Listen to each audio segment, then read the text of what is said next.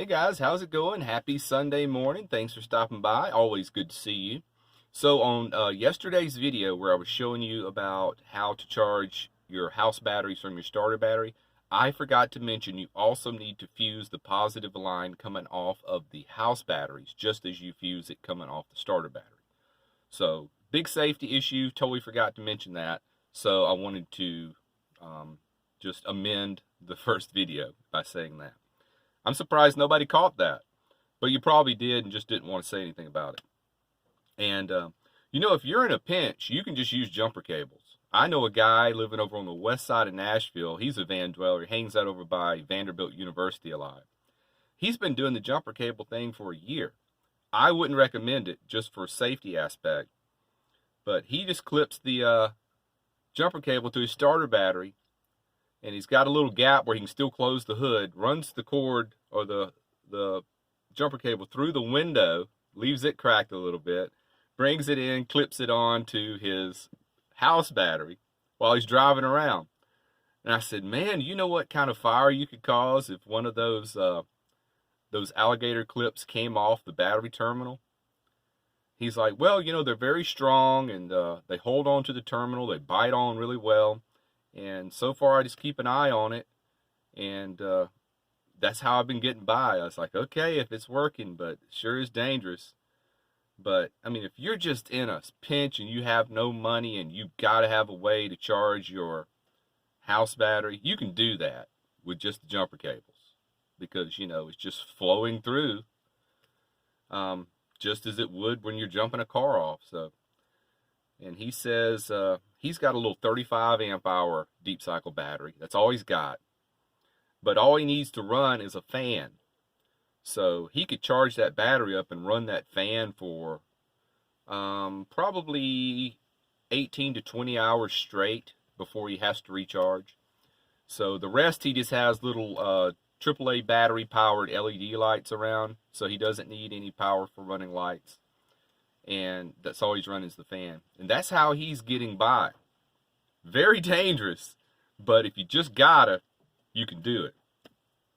And but fusing is the way to go, and terminal mounting the power cables is the way to go. And just having the Anderson plugs, you're eliminating any diodes to fail, like these voltage sensitive relays that people are using. Those things are expensive and they typically only last about a year or two, and then you got to replace them.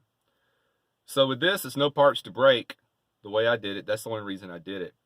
And another thing I should have mentioned a little more in depth is, once you start your van, your alternator starts charging back up the battery that it just used to start your van. So you may not want to connect immediately. You may want to give it, 15 minutes or so of driving before you connect. I've driven before, stopped at a red light, just reached over, clicked it together, got back in the seat by the time the light turned green and was on my way. So you are the voltage sensitive relay is what you're doing when you give the starter battery a little time to recharge before you start taking power from it back to your house batteries. So that is just a way to eliminate that item that can break so often. Just do away with it because you become the voltage sensitive relay. And if you have a van like I have, which has a voltage meter on the dash, all the GM products have it. A lot of the new cars are doing away with all those gauges, those analog gauges. And all they do is give you like a red light when there's a problem. I hate that.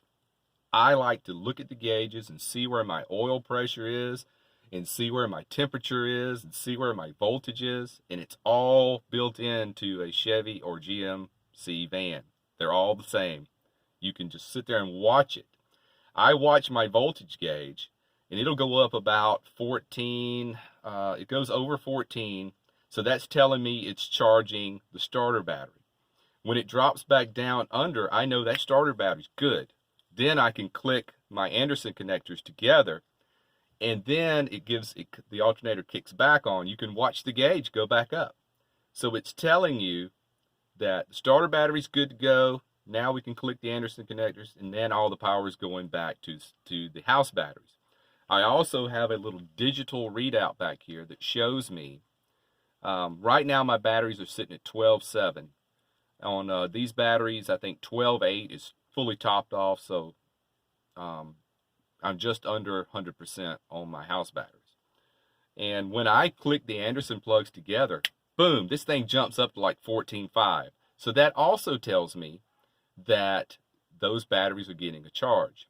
So I've got two systems in place, the analog gauge built into the dash of the van and my little digital readout that I plug into a little cigarette lighter, and shows me where the batteries are standing when they're charging. Now, another thing, I know I'm getting all over the place. I'm trying to hurry this up because I'm trying to keep my videos shorter because I know you have things to do.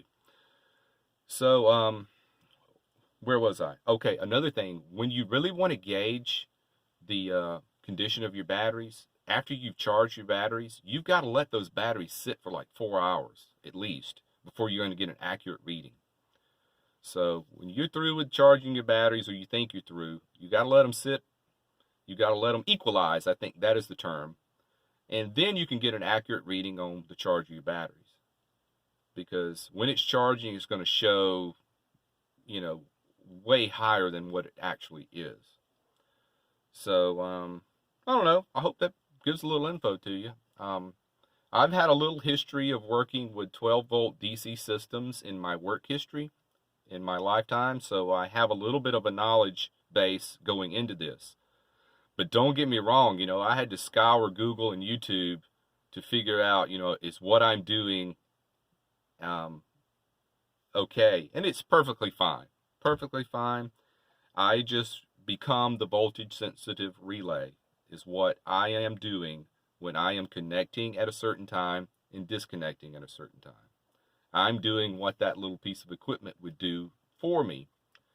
But I've heard these stories, and of course, I am a super over-planner, over-analyze, and I've heard these stories of people get out in the middle of nowhere and their VSR dies, and then they don't know what to do because they've been relying on that equipment to manage the power charging for them, when they could simply do it with just reading up a little bit and understanding the current and all that stuff. So I've taken up enough of your time, and I always appreciate you stopping by. Everybody have a great Sunday. Be well. Smash the bell. Bye, guys.